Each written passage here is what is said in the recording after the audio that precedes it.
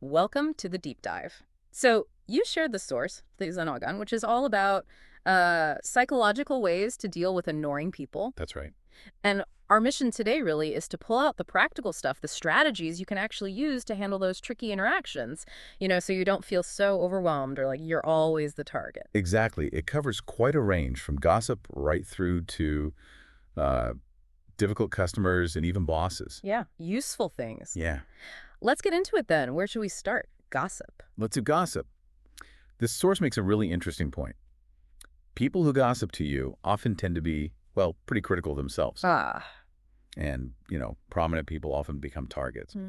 It also warns that if you chime in, even just agreeing mindlessly, you can kind of get lumped in with them. Right, so you become part of that negative circle. Precisely. The advice is basically stay neutral. Don't add fuel to the fire. It often says more about their insecurities than anything else. That's a good way to look at it, detaching emotionally. Okay, what about when things feel more intimidating? That accumulated stress. Yeah, the text really stresses not going it alone. Mm-hmm. Annoying situations, they build up stress. It's not weak to seek help. Mm-hmm. Talk to someone you trust, a mentor, maybe even a professional. Trying to just tough it out can lead to burnout. Makes total sense. Don't just bottle it up. Now, there was also this slightly counterintuitive idea about being too nice. Ah, yes. The force suggests that, well, being overly agreeable can actually make you a target. How so?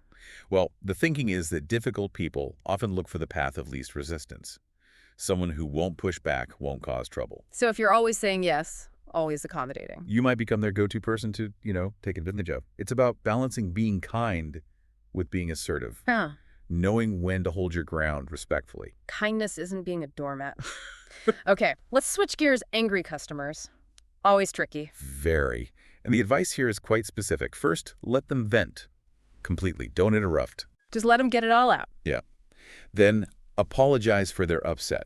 Not necessarily for being wrong, but acknowledge their feelings. Okay. Only after they've calmed down a bit, then you ask for the reasons. If you genuinely messed up, apologize properly and fix it. Meh. But, and this is key, don't give in to unreasonable demands just because they're calmer now.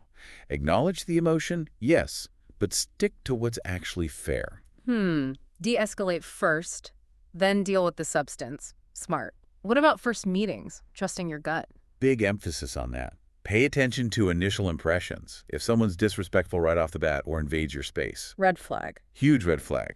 The source warns that kind of behavior often escalates. So be cautious about getting too close too quickly with people like that.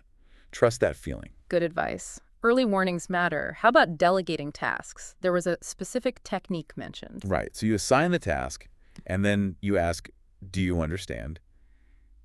If they say yes, You don't stop there. no, the follow-up is crucial. Okay. Where would you start? That tells you if they really get it. Exactly. It checks their actual comprehension and their plan, which usually leads to better results and fewer mistakes.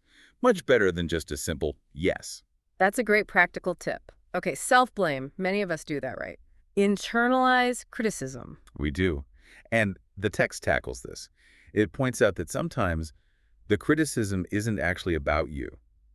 It might be the other person's issue or just the situation. So it's not always your fault. Correct. If you're constantly feeling pressured and doubting yourself, the advice is to pause and think, hang on, maybe I'm not wrong here. Maybe I didn't actually make a mistake this time.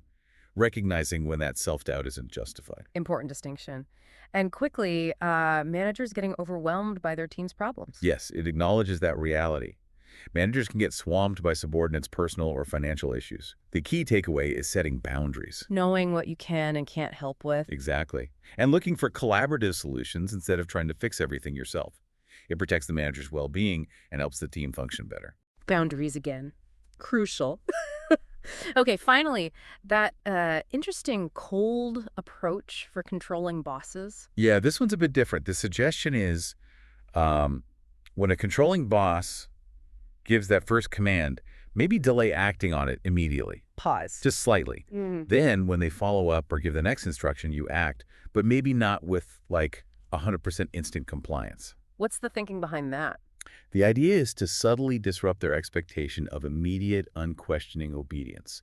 It introduces a tiny bit of friction, makes it slightly harder for them to just exert constant control.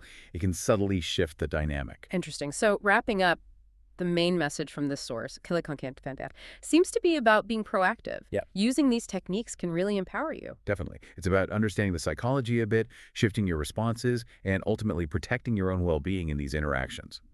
You gain more control. Right. So for you listening, maybe think about this. Which one of these techniques really resonated with you? Which one feels like it might apply to something you're dealing with right now? Yeah, maybe pick one. And perhaps try consciously applying it over the next few days.